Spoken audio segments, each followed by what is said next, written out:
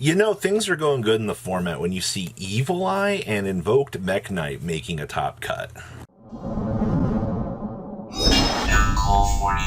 Don't be like the 30% of you that have not smashed the evil living crap out of that subscribe button. Smash it so you guys don't miss out on more awesome content. We have your breakdown here for the Dice Jar Games out of New Zealand regional breakdown for you, and this is actually very, very impressive. I love diversity when you can see just the sheer amount of good decks that are rolling around in the format here, showcasing that there's so much available to you to play. So our leading deck in this tournament was actually Trap Tricks, locking down 2 spots in Top Cut. You gotta love to see it. You really do have to appreciate the fact that of all of the things that are kind of running around in the format here, that Trap Tricks, I mean, budget's sake, it makes sense why this has been one of the more dominant approaches to the metagame, and I understand that. Now, the mainstay, I think that has been in every tournament as of late, has been MathMech. MathMech has taken down so many regionals strictly because players don't know how to handle it. The deck has a semi-decent OTK built into it. There's a lot to really consider out here when it comes to MathMech as to how it has become very successful. We also have Kashtira locking down another top. Naturia Runic. Every time we see Naturia Runic, it's no surprise. We also have Dragon Link in the top cut for this event. Good stuff there. And of course, Mech Knight Invoked was the thing that I when I first saw this, I was like, no way. Like, I haven't seen Mech Knight Invoked at all, like, for so long. And the fact that it managed to squeak on into one regional top 8 here, very, very nice. And to top things else, we also had Evil Eye. Now, Evil Eye is like a control variant as of late, so there's still a lot of things that you can do, but it is still incredibly cool to see that that deck got the chance to break into a top cut. Is this overall breakdown very amazing? Yes.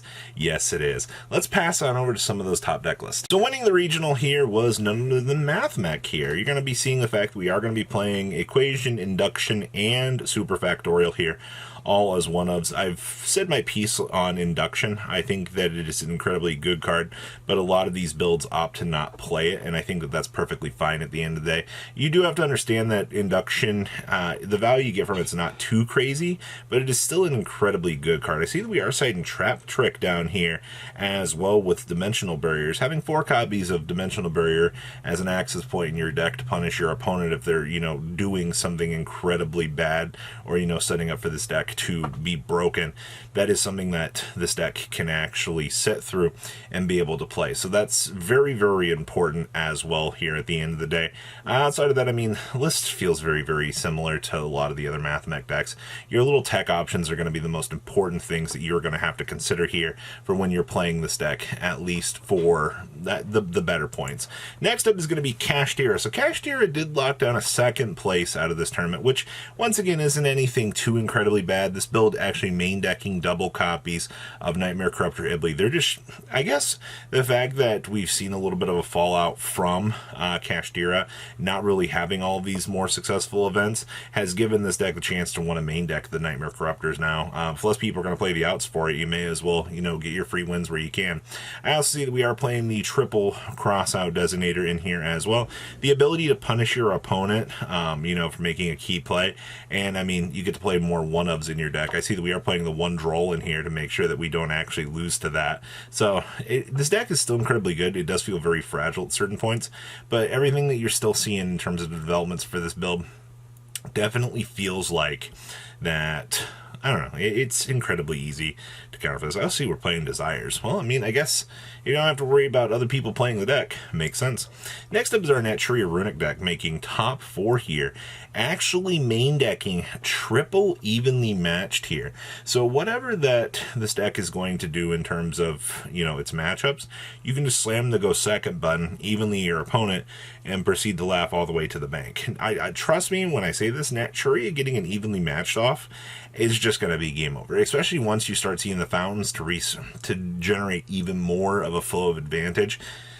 it's going to feel like you're not winning the game. And I do think that, honestly, evenly matched in this deck is going to feel incredibly strong.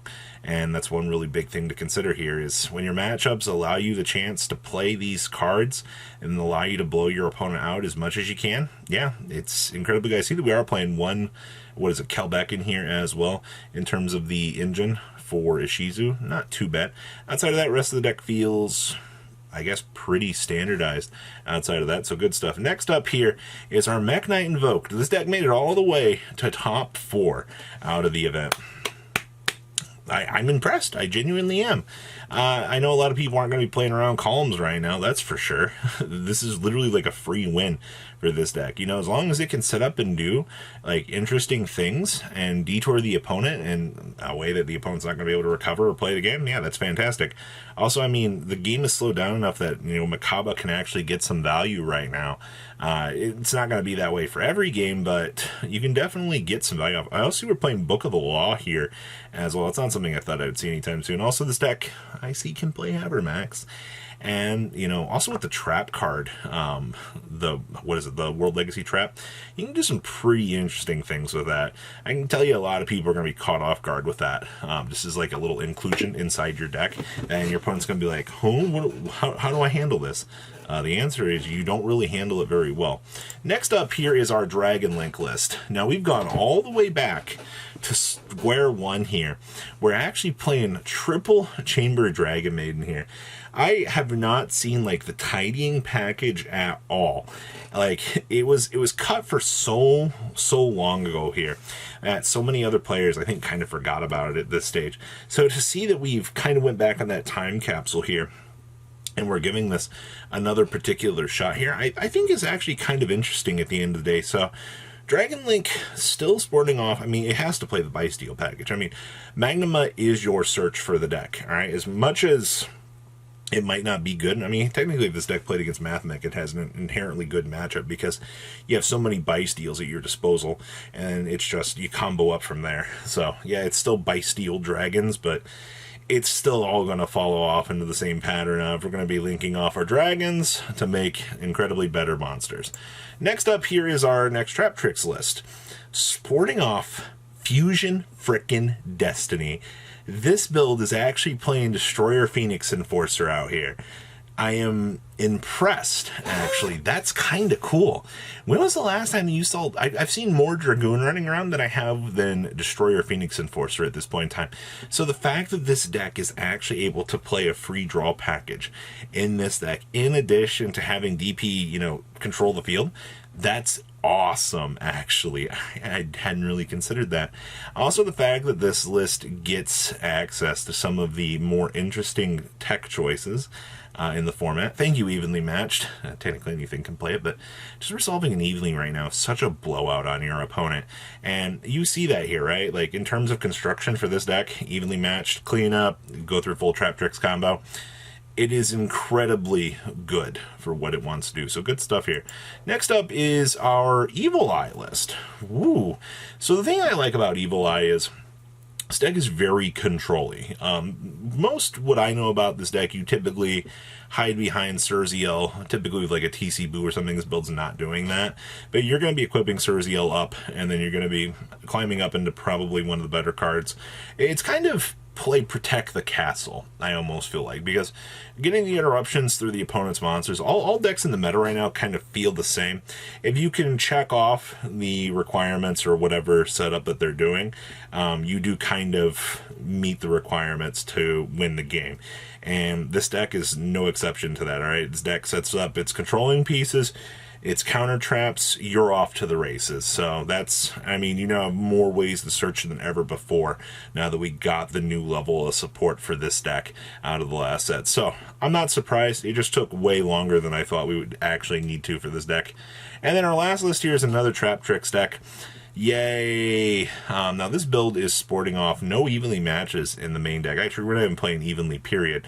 We're not doing DP or any of the more shenanigansy stuff like that. We're just playing, I would say, the more slow control variant at this point. And that's not necessarily a bad thing, alright? When you can kind of maintain the pace of the game, make sure that you can take advantage of, you know, some of the easier control outlets that this deck wants to do, you shouldn't have a problem in terms of taking down a win. So I like what we're seeing here. So what do you guys think about the breakdown for this regional? Please leave a comment down below, tell me what you guys think, and I'll see your beautiful faces back here later in the day, guys. Peace out.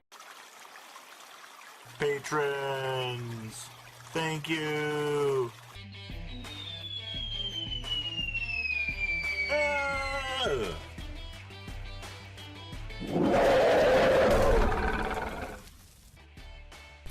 Thank you so much for watching. Check out these other videos.